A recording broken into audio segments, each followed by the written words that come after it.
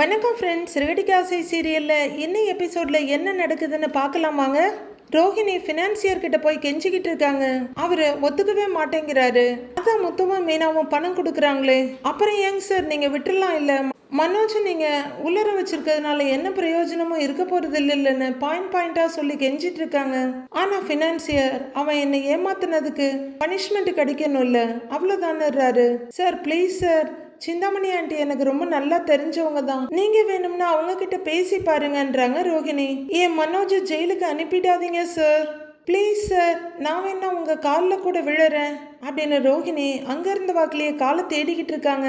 உச்சி கொட்டிட்டு போன் எடுத்துக்கிட்டு அந்த பக்கம் போறாரு ஃபினான்சியர். ரோஹிணி மெதுவா எழுந்த வாக்கிலேயே அவரை நம்பிக்கையோட பார்த்துட்டு இருக்காங்க. மீனா வந்துட்டு போன கடுப்புல நின்றுட்டு இருக்காங்க சிந்தாமணி. அப்போ ஃபினான்சியர் ஃபோன் பண்ண சொல்லுங்கன்றாங்க. இங்க அந்த பொண்ணு ரோஹிணி வந்திருக்கா அப்படின்னு ஃபினான்சியர் சொல்ல, ஓ வந்திருக்காளா அப்படின்னு சிந்தாமணி கிண்டலா கேட்டுட்டு இருக்க. கம்ப்ளைண்ட்டை வாபஸ் வாங்க சொல்லி கேட்டுக்கிட்டு இருக்கா. என்ன பண்றதுன்னு தெரியல, நானும் என்னெல்லாமோ சொல்லி பார்த்தேன், போக மாட்டேங்கிறாங்கிறாரு ஃபினான்சியர். அதுதான் நடக்கும்னு எனக்கு தெரியும், நீங்க கம்ப்ளைண்ட்டை வாபஸ் வாங்குற மாதிரி தான் இருக்கும்னு நினைக்கிறேன் அப்படின்னு சிந்தாமணி சொல்ல, உடனே திடுக்குன்னு பார்க்குற ஃபினான்சியர் என்ன இப்படி சொல்றீங்கன்னு கேட்குறாரு. மனோஜ் வெளியே வரக்கூடாதுன்னு தானே சொன்னீங்க அப்படின்னு ஃபினான்சியர் கேட்க, சொன்னேன், ஆனா இப்ப வேற வழி இல்லை, நான் ஒரு விஷயத்துல மாட்டிக்கிட்டு இருக்கேன். ஆனா ஒண்ணு, நீங்க அவ்வளவு சீக்கிரமா கம்ப்ளைண்ட்டை வாபஸ் வாங்காதீங்க, இது ஒரு நல்ல வாய்ப்பு, இதை பயன்படுத்தி நீங்க ரோஹிணி கிட்ட ஒரு 10 லட்சம் ரூபாய் கேளுங்க, அவ எப்படியும் வச்சிருப்பா, அவகிட்ட இருந்து எவ்வளவு கறக்க முடியுமோ கறந்துருங்க, அப்புறம் அந்த கம்ப்ளைண்ட்டை வாபஸ் வாங்குறத பத்தி நாம யோசிப்போம் அப்படின்னு சிந்தாமணி சொல்ல, ஃபினான்சியரும் சரி நான் பார்த்துக்கிறேன் அப்படின்னு சொல்ல, சிந்தாமணி சரின்னு ஃபோன் எடுக்கிறாங்க. அவர் பேசிட்டு கேபின் கதவை திறந்து உள்ளர வர, அங்கே நின்றுட்டு இருந்த ரோஹிணி டக்குன்னு அவரை திரும்பி பார்த்து, sir sir sir please sir, நீங்கள் கம்ப்ளைண்ட்டை வாபஸ் வாங்கலைன்னா அவரை கோர்ட்டுக்கு கொண்டு போய் ஹேண்ட் ஓவர் பண்ணிடுவாங்க, அவரை கோர்ட்டுக்கு கூட்டிகிட்டு போயிட்டா 15 நாள் ரிமாண்டில் வச்சிருவாங்க சார், ப்ளீஸ் சார், எனக்கு என்ன பண்ணுறதுன்னே தெரியலைங்க சார், போலீஸ் ஸ்டேஷனில் நான் கெஞ்சி டைம் கேட்டுட்டு வந்திருக்கேன், தயவு செஞ்சு கம்ப்ளைண்ட்டை வாபஸ் வாங்குங்க சார், ப்ளீஸ் சார்னு ரோஹிணி கெஞ்சிக்கிட்டே போகிறாங்க. சார் சார் அப்படின்னு ரோஹிணி கெஞ்சிக்கிட்டே இருக்க, ஃபினான்சியர் எதையும் கண்டுக்காம லேப்டாப்ல ஏதோ பண்ணிட்டு இருக்காரு. சார் ப்ளீஸ் சார், அவர் தெரியாம தப்பு பண்ணிட்டாரு சார், அவர் மேல கொடுத்த கம்ப்ளைண்ட்டை வாபஸ் வாங்குங்க சார், அதுக்கப்புறம் உங்க பணத்தை நாங்க எப்படியாச்சும் கட்டிடுவோம் அப்படின்னு ரோஹிணி சொல்ல, பணம்னு தான் ஃபினான்சியர் நிமிர்றாரு. என்னம்மா நீங்க பாட்டுக்கு உங்க கேஸை வாபஸ் வாங்க சொல்றீங்க, அது என்ன அவ்வளவு ஈஸியா? 48 லட்சம் ரூபாய் சும்மா கிடையாதுமான்றாரு அவரு.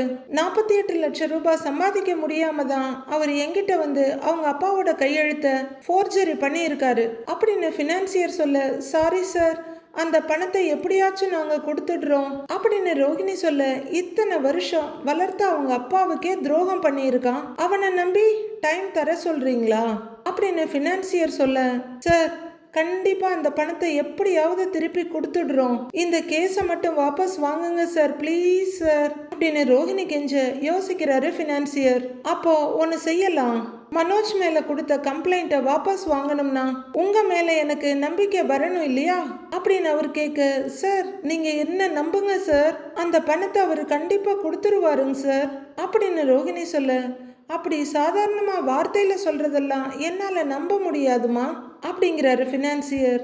சார் நான் வேணும்னா எழுதி சைன் பண்ணி கொடுக்குறேங்க சார் அப்படின்னு ரோஹிணி சொல்ல, இப்பெல்லாம் சைன் பண்றதையே நம்ப முடியல, அதுலயும் தான் ஃபோர்ஜரி பண்றாங்களே அப்படின்னு ஃபினான்சியர் சொல்ல, ரோஹிணி கொஞ்சம் குழப்பமா பார்த்துட்டு, சார் அப்படின்னா நான் என்னதாங்க சார் பண்றதுன்னு கேக்குறாங்க. எனக்கு உங்க மேல நம்பிக்கை வரணும்னா 10 லட்சம் ரூபாய் பணத்தை இப்ப கொண்டு வந்து என்கிட்ட கொடுங்க அப்படின்னு அவர் சொல்ல, ரோஹிணி உடனே ஆன வாயை திறந்துடுறாங்க. அப்புறம் வாபஸ் வாங்குறத பத்தி யோசிக்கிறேன் அப்படின்னு சொல்ல, அதிர்ச்சியில திறந்த வாயை மூடிக்கிட்டு, 10 லட்சமா, என்கிட்ட அவ்வளவு பணமெல்லாம் இல்லைங்க சார் அப்படின்றாங்க ரோஹிணி. அப்புறம் எதுக்கு என்கிட்ட வந்து கெஞ்சிக்கிட்டு இருக்கீங்க? இப்ப உங்க புருஷன் ஜெயிலையே இருந்துட்டு போகட்டும், எனக்கு எதுவும் நஷ்டம் இல்லை அப்படின்னு கராரா சொல்லிடுறாரு அவரு. Sir sir sir sir please sir, நானே இப்ப தனியா கஷ்டப்பட்டுக்கிட்டு இருக்கேன், என்னோட மந்த்லி எக்ஸ்பென்சஸையே மனோஜ் தாங்க சார் பாத்துக்கிறாரு, என்கிட்ட அவ்வளவு பணம்லாம் இல்லை அப்படின்னு ரோஹிணி சொல்ல, அப்ப அவன் ஜெயிலுக்கு போனா உங்களுக்கு பணம் வராதுல்ல, ஆனா அவன் ஜெயிலுக்கு போகாம இருக்கணும்னா எனக்கு பணம் வரணும் அப்படிங்கிறாரு ஃபினான்சியர். சார் ப்ளீஸ் சார், என்னால் அவ்வளவு பணமெல்லாம் கொடுக்கவே முடியாதுங்க சார் அப்படின்னு ரோஹிணி சொல்ல, அப்ப என்னால எதுவும் பண்ண முடியாது, நான் கேட்ட மாதிரி 10 லட்சம் ரூபாய் பணத்தை கொண்டு வாங்க, இல்லைன்னா நான் கேஸை வாபஸ் வாங்க மாட்டேன், கடைசி வரைக்கும் உங்க புருஷன் ஜெயில தான் இருக்கணும் அப்படின்னு ஃபைனான்சியர் சொல்ல, sir sir please sir please sir please sir அப்படிலாம் சொல்லாதீங்க சார் ப்ளீஸ் சார் அப்படின்னு ரோஹிணி கெஞ்சிக்கிட்டே இருக்காங்க. நமக்கே இந்த ப்ளீஸை கேட்டு காதெல்லாம் ரத்தம் வர ஆரம்பிச்சிடுது. ஆனால் ஃபினான்சியர் கொஞ்சம் கூட அசராம உட்கார்ந்துருக்காரு. அவர் அப்படியே உட்கார்ந்துருக்கிறத பார்த்துட்டு, சரிங்க சார், என்னால் முடிஞ்சதை நான் புரட்டி கொண்டு வர்றேன், 10 லட்சம் ரூபாய் என்னால் இப்போ புரட்ட முடியாது, ஆனால் நான் என் ஹஸ்பண்டுக்காக ஏதாவது செஞ்சுதான் ஆகணும், என்னால் எவ்வளவு ரெடி பண்ண முடியுமோ அதை ரெடி பண்ணி கொண்டு வர்றேங்க சார், ஆனால் நீங்கள் இந்த கம்ப்ளைண்ட்டை மட்டும் வாபஸ் வாங்குங்க சார் ப்ளீஸ் சார் அப்படின்னு ரோஹிணி கெஞ்சிக்கிட்டே நிற்க, முதல்ல சொன்னதை செய்யுங்க அப்புறம் பார்க்கலாம் அப்படின்னு எந்த உணர்ச்சியுமே இல்லாத குரல்ல சொல்றாரு ஃபினான்சியர். சரிங்க சார், நான் எப்படியாச்சும் பணத்தை ரெடி பண்ணி கொண்டு வரேங்க சார், தேங்க்யூ சார்ன்னு சொல்லிட்டு ரோஹிணி அங்கேருந்து சிட்டா பறந்துடுறாங்க. அடேங்கப்பா, இந்த மனோஜுக்காக எல்லாரும் எப்படி துடிக்கிறாங்க அப்படின்னு ஒரு கிண்டல் சிரிப்போட உட்கார்ந்துருக்காரு ஃபைனான்சியர். இங்க விஜயாவோட வீடு பயங்கர அமைதியா இருக்கு. அண்ணாமலை சோஃபால உட்கார்ந்துருக்க, விஜயா டைனிங் டேபிள் சேர்ல உட்கார்ந்துருக்காங்க. முத்துவும் மீனாவும் மெதுவா வீட்டுக்குள்ள வர்றாங்க. அப்பா, என்னப்பா நீ இப்படி உட்கார்ந்துருக்க அப்படின்னு முத்து கேட்க, விஜயா ஏதாவது செய்தி இருக்கான்ற மாதிரி படக்குன்னு எழுந்து நிக்கிறாங்க.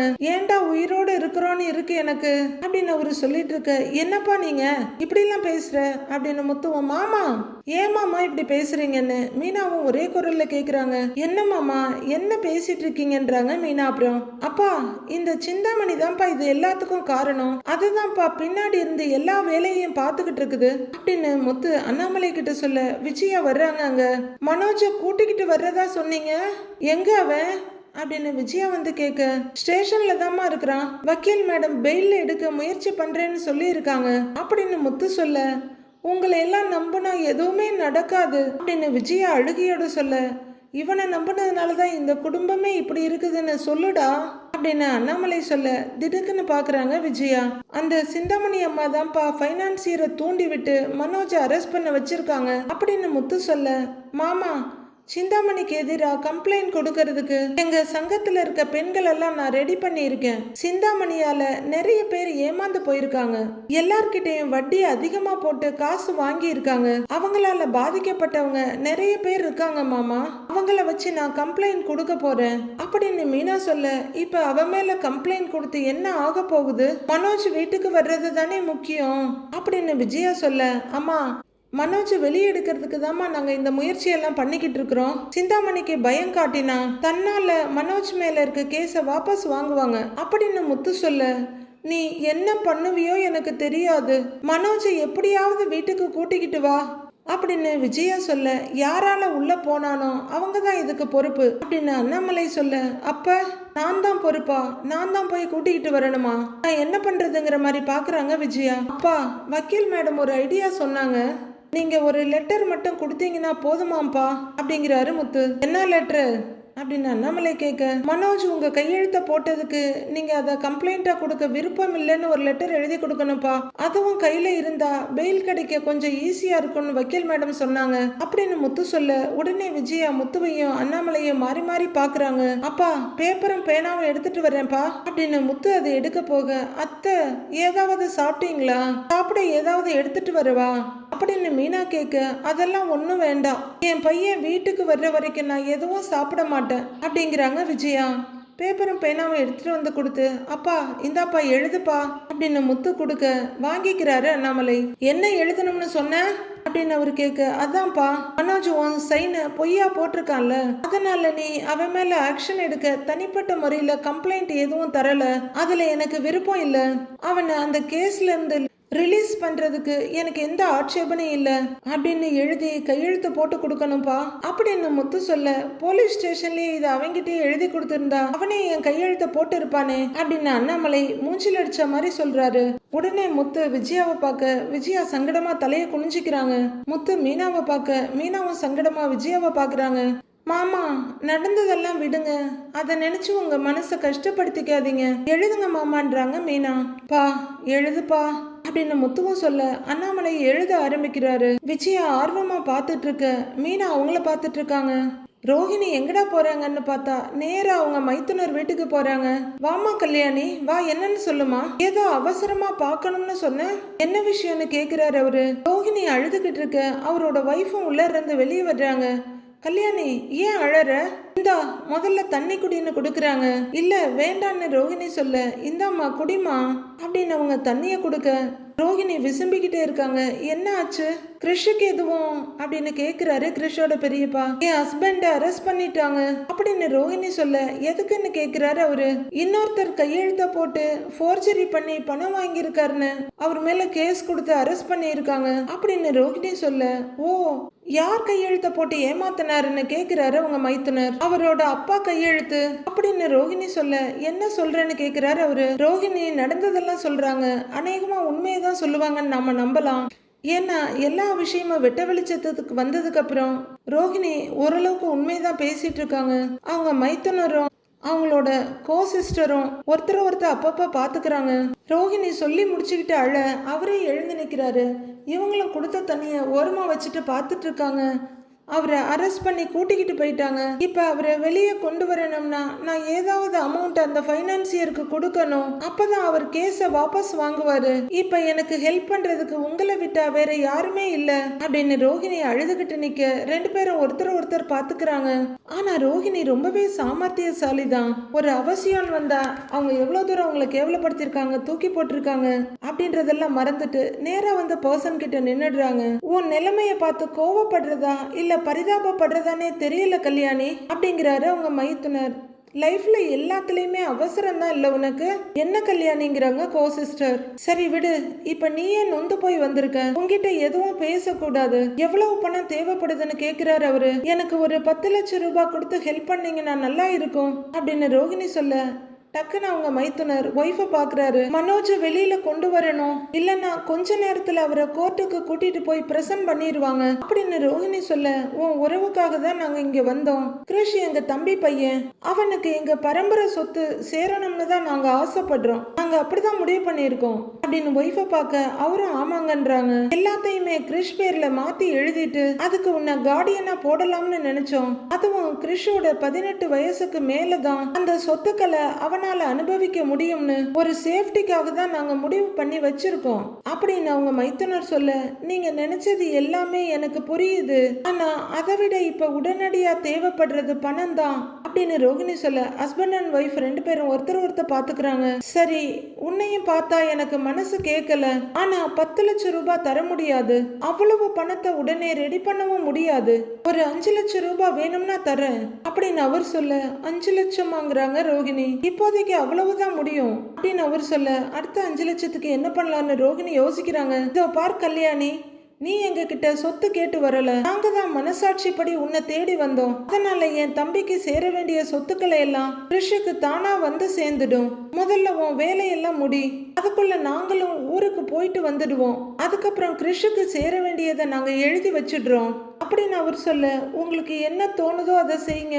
ஆனா எனக்கு இப்ப உடனே பணம் கிடைச்சாதான் மனோஜை காப்பாற்ற முடியும் அப்படின்னு ரோஹிணி சொல்ல, ஏன் கல்யாணி, உன் கூட வாழ வேண்டாம்னு தானே அவர் டைவர்ஸ்க்கே அப்ளை பண்ணியிருக்காரு. ஆனா நீ அவரை காப்பாத்தணும்னு நினைக்கிற அப்படின்னு சந்தேகத்தை கேட்டுடுறாங்க அவங்க கோ சிஸ்டர். நான் அவரை பிரியணும்னு நினைக்கல, எப்படியாச்சும் அவர் கூட சேர்ந்து வாழணும்னு தான் நினைக்கிறேன். இந்த சூழ்நிலையில நான் அவர் கூட நின்னா கண்டிப்பா அவரோட மனசு மாறும். இந்த பணத்தை நீங்க கொடுத்தீங்கன்னா அது என் வாழ்க்கைக்கு பெரிய உதவியா இருக்கும், பிளீஸ் அப்படின்னு கை கூப்புறாங்க கல்யாணி. சரி, இப்ப உடனே நான் உனக்கு 5 லட்சம் ரூபாய் அனுப்புறேன் அப்படின்னு அவர் சொல்ல, ரொம்ப தேங்க்ஸ்ன்றாங்க கல்யாணி. இந்த ஹெல்ப்பை நான் என்னைக்குமே மறக்க மாட்டேன் அப்படின்னு ரோஹிணி சொல்ல, பார்த்து பத்திரங்கிறாரு அவரு. நான் வரேன் ரெண்டு பேர்கிட்டையும் சொல்லிட்டு கிளம்புறாங்க ரோஹிணி. அவரு மொபைல் எடுத்துக்கிட்டு இருக்காரு. கார் ஷெட்ல மீனா எல்லாரையும் மீட்டிங்க்கு கூப்பிட்டு இருக்காங்க. என்னக்கா எல்லாரும் அமைதியா இருக்கீங்க? உங்க நல்லதுக்காக தானேக்கா சொல்றோம். சிந்தாமணி அம்மா உங்க எல்லாரையும் எப்படிலாம் ஏமாத்திருக்காங்கன்னு எங்களுக்கெல்லாம் நல்லா தெரியும். சொல்ல போனா எங்களை விட உங்களுக்கு தான் அவங்க என்னென்ன திருட்டு வேலையெல்லாம் செஞ்சிருக்காங்கன்னு ரொம்ப நல்லா தெரியும். ஏன்னா நேரடியா பாதிக்கப்பட்டது நீங்க எல்லாரும் தான் அப்படின்னு முத்து சொல்ல அங்க நிக்கிற 10-15 லேடிஸ் ஒருத்தர் பாத்துக்கிறாங்க. அடுத்தது சங்க தலைவி மீனா பேச ஆரம்பிக்கிறாங்க. அக்கா, நான் சங்கத்துல பொறுப்பேற்றுக்கிட்டது எனக்காக இல்ல, நம்மள மாதிரி பூ வியாபாரம் பண்றவங்களுக்கு முடிஞ்ச உதவியை செய்யறதுக்காக தான். முன்னாடி உதவி செய்யணுங்கிற மனசு இருந்தாலும் அதுக்கான அதிகாரம் கையில இல்ல. இப்ப நான் தலைவி பதவியில இருக்கேன், என்னால முடிஞ்ச உதவியை உங்களுக்கு செய்ய முடியும் அப்படிங்கிறாங்க மீனா. அக்கா, சங்க தலைவிங்கிற முறையில சிந்தாமணியால பாதிக்கப்பட்டவங்க சார்பா கம்ப்ளைண்ட் கொடுக்கலான்னு மீனா முடிவு பண்ணியிருக்கா. அதனாலதான் கேக்குறோம், உங்களுக்கு அவங்க என்னென்ன கெடுதல் பண்ணி இருக்கிறாங்க, எப்படியெல்லாம் உங்ககிட்ட இருந்து பணத்தை புடுங்கி இருக்காங்கன்னு நீங்க சொல்லுங்கன்றாரு முத்து. மீனா, சிந்தாமணி ஆளு தலைவியானதுக்கு அப்புறம் ஓட்டு போட்ட எங்களை எல்லாம் மதிக்கவே இல்லை. நீ ஜெயிச்சு வந்த உடனே எங்க பிரச்சனையெல்லாம் கேக்குறப்போ எங்களுக்கு ரொம்ப சந்தோஷமா இருக்கு அப்படின்னு ஒரு லேடி சொல்ல, என் கடமையை தான்க்கா நான் செய்யறேன் அப்படிங்கிறாங்க மீனா. அக்கா, நீங்க தைரியமா சிந்தாமணி பண்ணின அநியாயத்தெல்லாம் சொல்லுங்கக்கா அப்படிங்கிறாரு முத்து. மீனா, என் பொண்ணு பிரசவத்தப்ப 50,000 சிந்தாமணி கிட்ட வட்டிக்கு வாங்கினேன். இதுவரைக்கும் 1,00,000க்கு மேல வட்டி கட்டி இருக்கேன், இன்னும் அசல் அப்படியே இருக்குங்கிறா அப்படின்னு ஒரு லேடி சொல்ல, முத்து இப்ப சுயநலத்தை விட்டு பொதுநலத்தோட, அக்கா நீங்க அவங்க கிட்ட கணக்கு கேட்டீங்களான்னு கேக்குறாரு. எந்த கணக்கும் காட்டவே இல்ல தம்பி, போன வாரம் கூட போய் பேசி பார்த்தேன், என்னால அவ்வளவு பணம் கட்ட முடியாதுன்னு சொன்னேன், நீ கட்டி தான் ஆகணும், இல்லன்னா பூக்கடை நடத்த முடியாதுன்னு சொல்றா அப்படின்னு அந்த லேடி சொல்ல, இது கந்து வட்டி மாதிரி இல்லக்கா இருக்கு அப்படின்றாங்க மீனா. அக்கா, இது அநியாய கொடுமைக்கா, என்ன இது 50,000 ரூபாய் வட்டிக்கு வாங்கி 1,00,000 ரூபாய்க்கு மேல கடனை கட்டி இன்னுமா அசல்ல கொஞ்சம் கூட குறையலன்னா என்ன அர்த்தம் அப்படின்னு முத்து சொல்றாரு. ரத்தம் உரியிற ரத்த காட்டேரி மாதிரி சிந்தாமணி இவங்க உழைப்பெல்லாம் உறிஞ்சிக்கிட்டு இருக்கிறா அப்படின்றாங்க மீனா. அப்போ அமுதா அக்கா, மீனா அது மட்டும் இல்ல, சிந்தாமணி இன்னொரு வேலையும் செஞ்சிட்டு இருக்கான்றாங்க. என்ன வேலைக்கான்னு மீனா கேட்க, அக்கா என்னக்கா கம்முன்னு இருக்கீங்க, சொல்லுங்க அப்படின்னு ஒரு லேடியை பார்த்து அமுதாக்கா சொல்றாங்க. மீனா, நாங்களே சிறுக சிறுக சேர்த்து கடனை உடனே வாங்கி ஒரு வீட்டை கட்டுறோம், ஒரு வீடு கட்டுறது எவ்வளவு கஷ்டம்னு உனக்கே தெரியும்ல மீனா அப்படின்னு கேட்க, நல்லாவே தெரியும்க்கா, எங்களுக்குன்னு ஒரு ரூம் கட்டவே நாங்க எவ்வளவு கஷ்டப்பட்டுக்கிட்டு இருக்கிறோம் அப்படின்னு முத்துவை பார்த்துக்கிட்டே சொல்றாங்க மீனா. அதுவும் கரெக்டு தான், இருக்கிற வீட்டை காப்பாத்திக்கிறதுக்காகவும் போராடுறோம், நீங்க மேல சொல்லுங்கக்காங்கிறாரு முத்து. நான் அவகிட்ட கடன் வாங்கும்போது என் வீட்டு பத்திரத்தையும் வாங்கி வச்சுக்கிட்டா அப்படின்னு அந்த லேடி சொல்ல, பத்திரத்தெல்லாம் வாங்கிட்டாங்களா அப்படிங்கிறாங்க மீனா. அம்மா மீனா, சிந்தாமணி மட்டும் இல்ல, பேங்க்ல கடன் வாங்கினா கூட அடமான பத்திரம் வாங்கிக்குவாங்க. ஆமா மீனா, நான் ஒரு 3 லட்சம் கடன் வாங்கினேன், அசலும் கட்டிட்டேன் வட்டியும் கட்டிட்டேன், இருந்தாலும் பத்திரத்தை தரமாட்டேங்கிறாங்க அப்படின்னு அந்த லேடி சொல்றாங்க. தரமாட்டேங்கிறாங்களா அப்படின்னு முத்து அதிர்ச்சியோட கேக்குறாரு. ஆமா முத்து, போய் கேட்டா இன்னும் வட்டி நிக்குது, அதையும் தாண்டி எங்கிட்ட தானே திரும்ப வந்து கடன் வாங்க போற, அதுக்கு பத்திரம் எங்கிட்டயே இருக்கட்டும்னு சொல்றா அப்படின்னு அந்த லேடி சொல்ல, யோசனையா பாக்குறாரு முத்து. கடனை வாங்க மாட்டோம், பத்திரத்தை கூடன்னு கேட்டா வட்டி இன்னும் நிக்குதுன்னு ஏதோ பொய் கணக்க காட்டி காசு கட்ட சொல்லி மிரட்டுறா ராட்சசி அப்படின்னு அந்த அக்கா சொல்றாங்க. அதையும் மீறி பத்திரத்தை கூடன்னு நாங்க எல்லாரும் போய் சேர்ந்து கேட்டா அவ அடியாளங்களை வச்சு எங்க கடையாண்ட வந்து தகராறு பண்றா, வியாபாரமே பண்ண முடியல அப்படின்னு அந்த அக்கா ரொம்ப நாளா புழுங்கிட்டு இருந்த விஷயத்த பொட்டன்னு போட்டு உடைச்சிட்டுறாங்க. கேக்குற மீனா முத்து 2 பேருமே ரொம்ப அதிர்ச்சியோட இருக்காங்க. என்ன மீனா இது, மண்டபம் டெக்கரேஷன் பண்றேங்கிற பேர்ல கட்ட பஞ்சாயத்து ரவுடிசம்னு ஒரு மினி தாதாவாவே வாழ்ந்துட்டு இருக்குது அந்த பொம்பளை அப்படின்னு முத்து சொல்ல, இப்படி ஒரு வேலையை அவ செஞ்சிருப்பான்னு நான் நினைச்சே பார்க்கலங்க அப்படின்னு மீனா முத்துக்கிட்ட சொல்லிட்டு இருக்க. மீனா, எங்க வீட்டு பத்திரமெல்லாம் அவ வீட்டு பீரோவுல தான் இருக்கு, திரும்ப கிடைக்குமான்னு கூட தெரியலன்றாங்க இன்னொரு லேடி.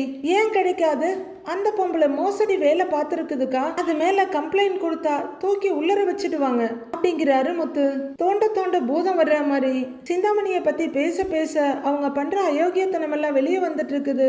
மீனாவும் அவங்க எல்லாரையும் பார்த்து, இப்பவும் அதை தாங்க செய்ய போறோம் அக்கா, இனிமே அந்த சிந்தாமணியை விடக்கூடாது, உங்க வாழ்வு ஆதாரத்தையும் அவ கெடுத்துக்கிட்டு இருக்கா, காலத்துக்கும் உழைச்சு நீங்க அவளுக்கு வட்டி கட்டிக்கிட்டு இருக்கணுமா அப்படின்னு மீனா கேட்க, எங்களை மாதிரி சாதாரண ஆளுங்கெல்லாம் என்ன மீனா பண்ண முடியும் அப்படின்னு ஒரு லேடி கேட்க, ஏங்கா முடியாது, நாமெல்லாம் உண்மையா உழைக்கிறவங்க, அந்த சிந்தாமணி மாதிரி ஒன்னு அடுத்தவங்க வயிற்றுல அடிச்செல்லாம் பொழைக்கிறவங்க இல்லை நாம, அவளுக்கு நீங்க யாரும் பயப்பட வேண்டாம், நீங்க இப்ப சொன்னதெல்லாம் ஒரு பேப்பர்ல கம்ப்ளைண்டா எழுதி கொடுங்க அப்படின்னு மீனா சொல்ல, மீனா அவங்க ஆளுங்களெல்லாம் விட்டு நான் இங்க கடைகள் எல்லாம் அடிச்சு உடைக்கிறேன்னு சொல்றாளே அப்படின்னு அந்த லேடி சொல்றாங்க. அக்கா, அந்த பயமெல்லாம் ஒன்றும் உங்களுக்கு வேண்டாம். அப்படி எவனாவது உங்ககிட்ட வந்து பிரச்சனை பண்ண வந்தான்னா எனக்கு ஒரு ஃபோன் மட்டும் அடிங்க, வர்றவனை நான் ஓட விடுறேங்கிறாரு முத்து. அக்கா, நீங்க எல்லாருமே தைரியமா கம்ப்ளைண்ட் எழுதி கொடுங்க அப்படின்னு மீனா சொல்ல, இப்பெல்லாம் முத்து எப்பவுமே பேப்பரும் பேனாவுமா தான் சுத்துறாரு போல இருக்கு, இந்தாங்க படிங்க, எல்லா புகாரையும் எழுதுங்கக்கான்னு நீட்டுறாரு முத்து. எங்களுக்கு அந்த அளவுக்கு விவரமா எழுத படிக்க தெரியாதுப்பா அப்படின்னு அந்த ஃபர்ஸ்ட் லேடி சொல்ல, அக்கா நீங்க சொல்லுங்கக்கா, நான் எழுதுறேங்கிறாங்க மீனா. கண்டிப்பா அந்த சிந்தாமணி மேல நாமெல்லாம் சேர்ந்து போலீஸ்ல கம்ப்ளைண்ட் கொடுக்கலாம், நீங்க யாரும் அவளுக்கு எக்ஸ்ட்ரா வட்டி எல்லாம் கட்ட வேண்டாம், உங்க வீட்டு பத்திரம் எல்லாம் திரும்ப வரும் சொல்லுங்கன்றாங்க மீனா. அது வந்து அப்படின்னு அந்த லேடி தயங்கிட்டு இருக்க, நீங்க எதுக்கு பயப்படுறீங்க, அதான் மீனா இவ்வளவு சொல்லுதுல்ல, அதை பார்த்துக்கும், நாம எழுதி கொடுக்கலாம் வாங்க அப்படின்னு அமுதாக்காவோட எப்பவுமே மீனா கூட இருக்க இன்னொரு அக்கா சொல்றாங்க. அப்படி சொல்லுக்கா, தைரியமா என்னென்ன பிரச்சனைன்னு சொல்லுங்க அக்கா, அந்த சிந்தாமணியோட கொட்டத்தை அடக்குவோம், நீ எழுது மீனா. அக்கா சொல்லுங்க அக்கா அப்படின்னு சொல்ல, வாங்க வாங்க எல்லாரும் சொல்லுவோம் வாங்க அப்படின்னு பக்கத்துல வர மீனா அங்க இருக்க சிமெண்ட் பெஞ்சில உட்காந்து எழுத ஆரம்பிக்கிறாங்க. மீனா, நான் வட்டிக்கு மேல வட்டி கட்டி கூட அசல் இன்னும் அடையவே இல்லைங்கிறா அப்படின்னு அந்த டெலிவரிக்கு பணம் வாங்கின அக்கா ஆரம்பிக்க, அவங்க சொல்ல சொல்ல அதை மீனா எழுதிக்கிட்டு இருக்காங்க. முத்துவுக்கு இப்ப இதெல்லாம் கேட்டு பார்த்து நிஜமாவே டென்ஷனா இருக்கு. வீட்டுல சிந்தாமணியோட மெய்டு அவங்கள்ட்ட ஏதோ கொண்டு வந்து கொடுக்க, குடிச்சிட்டு இந்தான டம்ளரை கொடுக்குறாங்க. சரிங்கம்மான்னு வாங்கிட்டு போறாங்க. அவங்க வாசல் பக்கமா போயிட்டு இருக்க அவங்களோட மெயின் அல்ல கையே, அக்கா அக்கா அப்படின்னு அலறிக்கிட்டே வர்றாரு. டேய், ஏன்டா இப்படி கத்திக்கிட்டே வர்ற அப்படின்னு சிந்தாமணி கேட்க, அவரு பக்கத்துல வந்து, அக்கா அந்த மீனா என்ன வேலை பண்ணியிருக்கா தெரியுமா அப்படின்னு கேட்க, என்ன பண்ணான்னு அசால்ட்டா கேக்குறாங்க சிந்தாமணி. பூக்கட்டுற 5 பேரை கூப்பிட்டு ஓ மேல கம்ப்ளைண்ட் கொடுக்க போறாளாங்க்கா அப்படின்னு அல்லக்கை சொல்ல, என்னடா சொல்றேன்னு பாக்குறாங்க சிந்தாமணி. ஆமாக்கா, உங்ககிட்ட கடன் வாங்கின பாக்கியம் சாந்திலாம் இருக்காங்கல்ல, அவங்க கிட்ட நீ அதிக வட்டி வாங்கினனும் வீட்டு பத்திரத்தை வாங்கி வச்சிருக்கன்னு எழுதி வாங்குறாக்கா, ஸ்டேஷன்ல வேற கம்ப்ளைண்ட் கொடுக்க போறாளாங்க்கா அப்படின்னு அல்லக்கை அழாத குறையா சொல்ல, என்னடா இவ ஏதோ மிரட்டிட்டு போவான்னு பார்த்தா இப்ப நிஜமாவே என்ன கவுக்கிறதுக்கு திட்டம் போட்டுக்கிட்டு இருக்கிறா அப்படின்னு சிந்தாமணி சொல்ல, எல்லா பேரும் உனக்கு எதிராக திரும்பிட்டாங்களேக்கா அப்படின்னு அல்லக்கை சொல்ல, அந்த அளவுக்கு எல்லாருக்கும் என் மேல பயம் விட்டு போச்சு இல்ல, இப்ப அவ தலைவியா இருக்கான்னு எல்லாரும் அவ பக்கம் சாஞ்சிட்டாங்க, இருக்கட்டும் பதவி இருக்க பக்கம் தானே எல்லாரும் போவாங்க அப்படின்னு கொஞ்சம் விரக்தியா சொல்றாங்க சிந்தாமணி. அக்கா, இப்ப அவ கம்ப்ளைண்ட் கொடுத்தா என்னக்கா பண்றது அப்படின்னு அல்லக்கை கேட்க, சிந்தாமணி யோசனையும் சின்ன திகிலுமா பாக்குறாங்க. அக்கா, எனக்கு தெரிஞ்சு அந்த மீனா சொன்ன மாதிரி ஃபைனான்சியர் கொடுத்த கம்ப்ளைண்ட்டை வாபஸ் வாங்குறது தான் நல்லதுன்னு நினைக்கிறேன் அப்படின்னு அல்லக்கை சொல்ல, அப்படி பண்ண அவ ஜெயிச்சிருவாளேடா அப்படின்னு சிந்தாமணி சொல்ல, அக்கா செய்யாம இருந்தா உன்னை போலீஸ் புடிச்சிடுமேக்கா, அந்த மீனா உன்னை அது வரைக்கும் விடமாட்டாக்கா அப்படின்னு மெயின் அல்லக்கை சொல்ல, சிந்தாமணி அப்படியே யோசனையா மெதுவா நடக்கிறாங்க. அப்போ ரோஹிணிய ஆன்டின்னு கூப்பிட்டுக்கிட்டு புயல் வேகத்துல ஓடி வந்துட்டு இருக்காங்க. அவங்களுக்கு ஒரு பிரச்சனைனா ரோஹிணிக்கு எப்பவுமே மனோஜ் பிரச்சனை தான். இந்த சத்தத்தை கேட்டதும், டேய் நீங்க போங்கடான்னு சொல்ல, சரிங்கக்கான்னு அவங்க போறாங்க. ஆன்டி அப்படின்னு கத்திக்கிட்டே ரோஹிணி ஓடி வர, வா ரோஹிணி என்ன விஷயம் அப்படிங்கிறாங்க சிந்தாமணி. ஆன்டி, நான் அந்த ஃபைனான்சியர் கிட்ட பேசி கெஞ்சி அழுதேன் ஆன்டி, ஆனா அவரு 10 லட்சம் ரூபாய் பணம் கொடுத்தாதான் கேஸ வாபஸ் வாங்குவேன்னு சொன்னாரு அப்படின்றாங்க ரோஹிணி. நான் தான் சொன்னேன் இல்ல கண்ணு, அந்த ஆள் அப்படிதான், பணம் இல்லாம அவன் எதையுமே செய்ய மாட்டான், உனக்கு கொடுத்து உதவலான்னு பார்த்தா இப்ப எங்கிட்டையும் பணம் இல்ல, வட்டிக்கு கொடுத்த காசு எதுவுமே வரல கண்ணு, என்னையே எல்லாரும் ஏமாத்த ஆரம்பிச்சுட்டாங்க அப்படின்னு தேன் தடவிக்கிட்டு சிந்தாமணி பேச, பரவாயில்ல ஆண்டி நானே பணத்தை ரெடி பண்ணிட்டேன் அப்படின்னு ரோஹிணி சொல்ல, அப்படியா 10 லட்சம் ரெடி பண்ணிட்டியா அப்படிங்கிறாங்க சிந்தாமணி ஆச்சரியமா. இல்ல ஆண்டி, என்னால 10 லட்சம் ரூபாய் ரெடி பண்ண முடியல, ஆனா 5 லட்சம் ரூபாய் ரெடி பண்ணிட்டேன் அப்படின்னு ரோஹிணி சொல்ல, பரவாயில்லையே இவ்வளவு சீக்கிரம் ரெடி பண்ணிட்ட அப்படின்னு உண்மையான ஆச்சரியத்தோட சிந்தாமணி கேக்குறாங்க. மனோஜை எப்படியாச்சும் வெளியே எடுக்கணும் ஆண்டி அப்படின்னு ரோஹிணி சொல்ல, அவனை வெளியில எடுத்த உடனே அவன் ஓன் பக்கம் வந்துருவான், நீ கெட்டிக்காரி தான், நினைச்ச காரியத்தை எப்படியாவது சாதிச்சிடுற அப்படின்னு பாராட்டிட்டு இருக்காங்க சிந்தாமணி. ஆன்ட்டி இப்ப என்கிட்ட 5 லட்சம் ரூபாய் தான் இருக்கு. இந்த ஃபைனான்சியர் கிட்ட பேசி இத வாங்கிக்கிட்டு கேஸ வாபஸ் வாங்க சொல்லுங்க. மனோஜ் இன்னைக்கே வெளியே வந்தாகணும் ஆன்ட்டி அப்படின்னு ரோஹிணி கேட்க, சிந்தாமணி அவங்களுக்கு இதுல என்ன சாதகம்னு யோசிக்கிறாங்க. கேஸை வாபஸ் வாங்கலன்னா அந்த மீனா எப்படியும் நம்ம மேல கம்ப்ளைண்ட் கொடுத்துருவா. மனோஜோட கேஸை வாபஸ் வாங்க சொல்லி என்ன நெருக்குவா. ஆனா அவளுக்காக நாம இந்த கேஸை வாபஸ் வாங்கினதா இருக்க கூடாது, ரோஹிணியால வாங்கின மாதிரி தான் இருக்கணும் அப்படின்னு அவங்க அப்படியே யோசிச்சுட்டு நிக்க பின்னாடியே ஓடி வர்றாங்க ரோஹிணி. என்ன ஆண்டி யோசிச்சுட்டு இருக்கிறீங்க அப்படின்னு கேட்க, ஒன்னும் இல்லம்மா அப்படின்னு சிந்தாமணி சிரிப்போட பார்க்க, ஆண்டி ஆண்டி ப்ளீஸ் ஆண்டி இந்த ஃபைனான்சியர் கிட்ட பேசுங்க ஆண்டி ப்ளீஸ் அப்படின்றாங்க ரோஹிணி. சரிம்மா நீ உட்காரு அப்படின்னு ரோஹிணியை உட்கார சொல்லிட்டு சிந்தாமணி ஒரு விஷம சிரிப்போட அங்கிருந்து போறாங்க. ரோஹிணி கலக்கத்தோட பாத்துக்கிட்டு இருக்காங்க. பெட்ரூமுக்குள்ள வர்ற சிந்தாமணி பினான்சியருக்கு கால் பண்றாங்க. அங்க அவரோட பிஏ பணத்தை மெஷின்ல எண்ணிக்கிட்டு இருக்க இவர் அதை பாத்துட்டு இருக்காரு. போன் ரிங் ஆக அதை எடுத்து கையில பாத்துட்டு போங்க நான் கூப்பிடுறேன்னு அசிஸ்டண்ட பார்த்து சொல்றாரு. அவரும் என்னென்ன பணத்துல ரப்பர் பேண்ட் போட்டுட்டு கிளம்பிடுறாரு. சொல்லுங்கன்னு அவர் சொல்ல, ரோஹிணி இங்க வந்திருக்கா, 5 லட்சம் ரூபாய் பணம் ரெடி பண்ணியிருக்கா அப்படின்னு சிந்தாமணி சொல்ல, நான் 10 லட்சம் இல்ல கேட்டேங்கிறாரு ஃபைனான்சியர். வந்த வரைக்கும் லாபம் விடுங்க, இப்ப நீங்க போய் அந்த கம்ப்ளைண்ட்டை வாபஸ் வாங்கிடுங்க அப்படின்னு சிந்தாமணி சொல்ல, அப்போ மனோஜ் வெளியே இருந்தா பரவாயில்லையா அப்படின்னு கேக்குறாரு ஃபைனான்சியர்.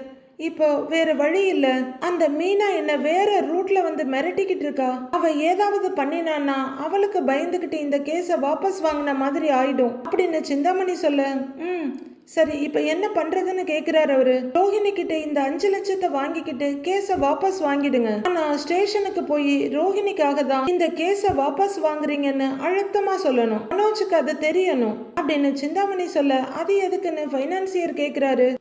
எல்லாம் ஒரு காரணமா தான் சொல்றேன், நீங்க நான் சொல்ற மாதிரி செய்யுங்க, அங்க இருக்கிற எல்லாருக்கும் தெரியற மாதிரி ரோஹிணிக்காக தான் கேஸ வாபஸ் வாங்குறீங்கன்னு சொல்லிடுங்க அப்படின்னு சிந்தாமணி சொல்ல, சரி சொல்லிடுறேங்கிறாரு அவரு. ஆனா மனோஜ் வெளியே வந்தா முத்துவும் மீனாவும் மீதி பணத்தை ரெடி பண்ண ஆரம்பிச்சிடுவாங்களே அப்படின்னு சிந்தாமணி மருந்தா கூட மறக்காம எடுத்து கொடுக்கறாரு ஃபைனான்சியர். உச்சி கொட்டிட்டு அது அடுத்த பிரச்சனை, அப்புறம் பாத்துக்கலாம், இப்ப நீங்க போய் அந்த கேஸ வாபஸ் வாங்கிடுங்க அப்படின்னு சிந்தாமணி சொல்ல, சரி அந்த பணத்தை நீங்க வாங்கிடுங்க, அவளை ஸ்டேஷனுக்கு வர சொல்லிடுங்க, எனக்கு சேர வேண்டியதை நான் அப்புறமா வாங்கிக்கிறேன் அப்படிங்கிறாரு ஃபைனான்சியர். சரி சரி ஓகேன்னு போனை வைக்கிறாங்க சிந்தாமணி. நாளைய ப்ரோமோவில் ஃபினான்சியர் ஸ்டேஷனுக்கு வந்து நான் மனோஜ் மேலே கொடுத்த கம்ப்ளைண்ட்டை வாபஸ் வாங்கிக்கிறேன் அப்படின்னு சொல்ல, அங்கே ரோஹிணி அவரோட அசிஸ்டண்ட்டும் நிற்கிறாங்க. ஓகேங்க சார்னு இன்ஸ்பெக்டர் சொல்லிட்டு இருக்காங்க. அப்போ முத்தவும் மீனாவும் அங்க வர்றவங்க இதை கேட்டு அப்படியே அதிர்ச்சியோட நிக்கிறாங்க. மனோஜ் நிம்மதியா ஆர்வமா பார்த்துட்டு இருக்க, கம்ப்ளைண்ட் நீங்க தான் கொடுத்தீங்க, நீங்களே இப்ப வாபஸ் வாங்குறேன்னு சொல்றீங்க அப்படின்னு இன்ஸ்பெக்டர் கேக்குறாரு. ரோஹிணி என்ன வந்து பார்த்து பேசுனாங்க, அவங்க ஹஸ்பண்ட் மேல எந்த அளவுக்கு லவ் வச்சிருக்காங்கன்னு எனக்கு அப்பதான் புரிஞ்சுது அப்படின்னு ஃபைனான்சியர் சொல்ல, முத்து பயங்கர அதிர்ச்சியாகி, என்ன இவன் பார்லர் அம்மாவுக்கு சர்டிபிகேட் கொடுத்துட்டு இருக்கிறான் அப்படின்னு கேட்டுட்டு இருக்காரு. மீனாவும் குழப்பமும் அதிர்ச்சியுமா பார்த்துட்டு இருக்க, மனோஜ் செல்லுல இருந்து வெளியே வர்றாரு. ரோஹிணி நடக்க அவர் பின்னாடி மனோஜ் நடக்கிறாரு. ரோஹிணின்னு கூப்பிட ரோஹிணி திரும்பி பாக்குறாங்க. ரொம்ப தேங்க்ஸ் ரோஹிணி அப்படின்னு மனோஜ் சொல்லிட்டு இருக்க, வெளியே நிக்கிற முத்துவும் மீனாவும் பயங்கர அதிர்ச்சியோட பாக்குறாங்க. மீனாவோட கையில எழுதி வாங்கிட்டு வந்த கம்ப்ளைண்ட் இருக்கு. இந்த கம்ப்ளைண்ட் எல்லாம் அவங்க சுயநலத்துக்காக, அதாவது மனோஜை விடுவிக்கிறதுக்காக, சிந்தாமணியை மிரட்டுறதுக்காக தான் யூஸ் பண்ண வாங்கினாங்க. ஆனா இப்போ அதுக்கு அவசியம் இல்லாம போயிட்டதுனால பெட்டிஷன்ஸ் எல்லாம் அவங்க கையிலேயே இருக்கு. மனோஜ் வெளியே வந்துட்டாலும் பரவாயில்லைன்னு சொல்லி அவங்க கம்ப்ளைண்ட் கொடுப்பாங்களா, இல்ல நம்ம வேலை முடிஞ்சிருச்சுன்னு ஒதுங்கி போயிடுவாங்களான்னு வர எபிசோட்ல பார்க்கலாம் ஃப்ரெண்ட்ஸ்.